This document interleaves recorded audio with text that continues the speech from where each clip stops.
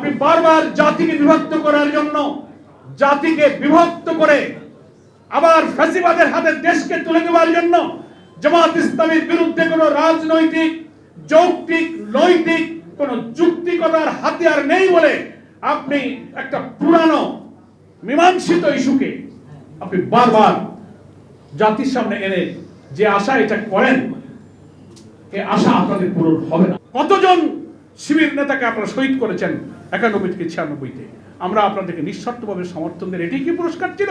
তখন আপনার 71 ইস্যু মনে ছিল না? গোলাম আজমের বাড়ি যখন গিয়েছিলেন তখন 71 ইস্যু মনে ছিল না? যখন আপনি 4 দলীয় জোট শাইখুল হাদিস সালাম আজিজুল হক, হোসেন মোহাম্মদ এরশাদ, বেগম খালেদা জিয়া এবং অধ্যাপক গোলাম আজম 4 নেতা এক মঞ্চে উঠে সবাই বিভিন্ন জায়গায় বক্তব্য দিয়েছেন, লং মার্চ করেছেন, তখন 71-এর প্রশ্ন ছিল না?